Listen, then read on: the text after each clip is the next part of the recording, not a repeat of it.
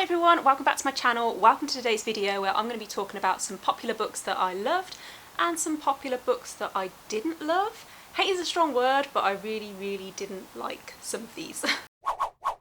So I actually posted on Twitter and Instagram the other day with some video ideas that I had, asking what people would prefer to see first, and this one came up top. And I guess you could say that this video is inspired by the hashtag Bookstagram made me do it, or Booktube made me do it. Basically the kind of books that I think most people will have heard of. Even if you're not a big reader, then you'll probably recognise some of these books. Sometimes when a book has a lot of hype, I think that hype is 100% worth it. However, sometimes I'll read a book and I'll be thinking, why do so many people like this? So I hope it goes without saying that these are just my opinions. If you loved a book that I hated, then that's great. In the same way that if you hated a book that I loved, then that's okay too. But if you have read any of these books, then please leave me a comment down below and let me know what you thought of them. So even though all of these reviews are going to be spoiler free, what I'll do is I'll pop a list in the description or in one of the comments with some timestamps. So if you wanted to flick ahead to a particular book to see what I thought, then you can find it easily. I also thought I'd mention, just in case anyone was wondering, that I read most of these on my Kindle, which is why I don't have physical copies of them. So the first book I want to talk about is Normal People by Sally Rooney. This book came out, was it last year or the year before? And I can remember seeing loads of people talking about it, and especially this year when the TV adaptation came out, I feel like the hype just grew and grew. If you don't know what it's about, it basically follows two people, Marianne and Connell, who at the start of the book go to the same school. However, they're pretty different. Connell is really popular. He's on the football team, he has loads of friends, whereas Marianne is seen as more of a loner and she's quite private. So Connell's mum actually works as a housekeeper for Marianne's family, and one day he goes round after school to pick his mum up and him and Marianne get talking. And from there, their relationship kind of grows, and the rest of the book basically follows them as they weave in and out of each other's lives. So I didn't like this book. I gave it 2.5 stars, which I rounded down to 2 on Goodreads. And I don't think it's a bad book. As I was reading it, I could completely understand why it had so much hype and why so many people liked it. I think it just wasn't for me. I couldn't really get on with the writing style, and I found it really distracting that there are no speech marks in the whole of the book. One thing that I did like was the relationship between the characters and how realistic it felt. However, I didn't really feel any emotion from them, and so I found that the more that the book went on, I was getting really bored, and by the end I was just glad to have finished it. But like I said, even though I don't think this book was for me, I wouldn't put anyone else off from reading it because I know so many people loved it. So the next book I'm going to talk about is Little Fires Everywhere by Celeste. So this is another book that's recently been turned into a pretty popular TV show. It basically follows two families who live in this town called Shaker Heights in Ohio. So we have Elena Richardson, who is a local journalist. Her husband's a lawyer and they have 4 teenage children. And at the start of the book, we learn that the Richardsons' house has been burned down in this fire, and they assume that Izzy, who is the youngest of the Richardson kids, is responsible because she's seen as the odd one out in the family. The book then flicks back a few months to when Mia Warren and her daughter Pearl moved to town. So Mia's a single mom, she's an artist, and her and Pearl have moved around for pretty much the whole of Pearl's life. However, Mia has promised that this time they're actually going to settle for a while, and so they rent this house from the Richardsons, and Pearl quickly becomes friends with the Richardson kids. However, Mia is much more reserved and holds back. Most of the book actually focuses on this custody battle, this court case that puts Elena and Mia on opposing sides, and Elena takes it upon herself to investigate Mia's past and try and uncover what secrets she thinks she's hiding. So I actually loved this book. I think it was really well written. It's a very slow paced novel, and I liked seeing the relationship between the characters and the different dynamics. What I really liked as well is when it came to the court case, I didn't really know whose side I was on. I think it would have been really easy for the author to kind of push us in one direction.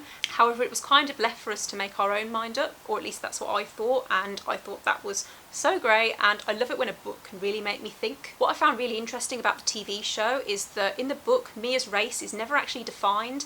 However, I read an interview with Celeste where she actually said that she'd always pictured Mia as a black woman, and in the TV show they cast Kerry Washington in the part, and I really liked that they did that because I feel like it added this whole new dimension to the show that you didn't necessarily get in the book. I think it was really well done, really well acted, and I'd really recommend it. How many times can I say really?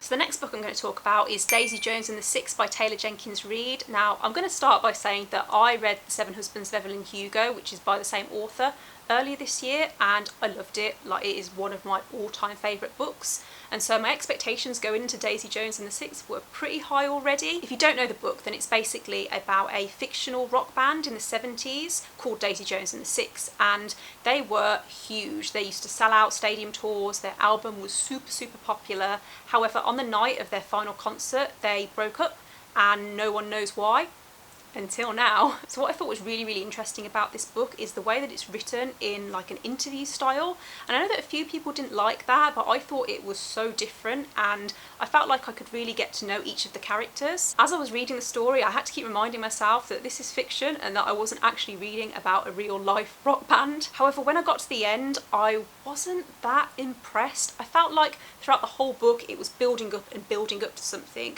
that never really materialised, and I was left feeling a little bit unsatisfied, which is a shame because for most of the book I was really enjoying it, and I think I finished it within a day. I'm not sure whether it's just because The Seven Husbands of Evelyn Hugo is one of my favourite books and I read it first, and so my standards were so much higher, but it just felt a bit flat for me, and so I gave it 3 stars, I think. I wouldn't put other people off from reading it because I did think it was okay, but it's not one of my favourites. So the next book on my list is The Silent Patient by Michaelides. Now, this is a psychological thriller that sounded really interesting. It's about a woman called Alicia who seemed to have the perfect life. However, one evening her husband came back from work and she shot him 5 times in the face and then never spoke another word.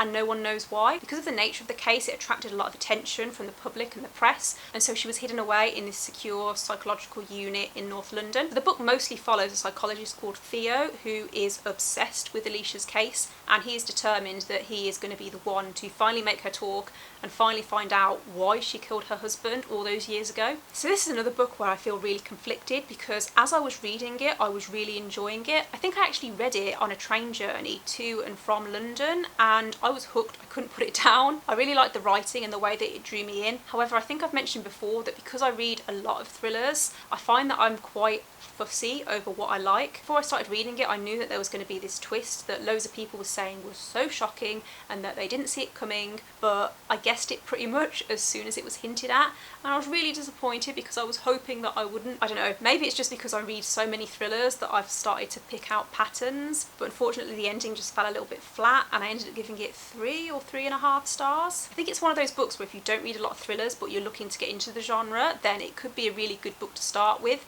because it is very gripping and the writing is really good. However, if you read a lot of thrillers, then you'll probably be left disappointed. So the next book I'm going to talk about is Queenie by Candice Carty-Williams. So this is a book about our main character, Queenie Jenkins, who is a 25-year-old Jamaican British woman living in London. So at the start of the book we learn that Queenie is on a break from her long-term white boyfriend and she's not really coping with it very well. She ends up having a lot of casual relationships with men who don't treat her very well, and throughout the book her mental health becomes progressively worse. Before I started this book, I'd seen a lot of people compare it to Bridget Jones. However, I would really strongly disagree with that. I think that it is so much more heart-wrenching and so much more emotional. It covers a lot of important topics such as mental health, toxic relationships, abuse, and I think that if you've ever been through a messy breakup, then you'll be able to relate to what Queenie's going through. I found her relatable and I think that she's so real, and her emotions and what she goes through and the relationships that she has with her family and her friends are portrayed in such an honest way. I gave this 4 stars on Goodreads and I'd really recommend it. Okay, so I think that brings us nicely to the end of my list. I hope you enjoyed this video, and don't forget to let me know down below if you have read any of these books, whether you liked them, whether you agreed with what I've said, and if you'd like me to do a follow-up to this video, maybe with some more popular books that I liked or didn't like, then let me know too. And yeah, don't forget to click like and subscribe, and I'll see you in the next video. Bye!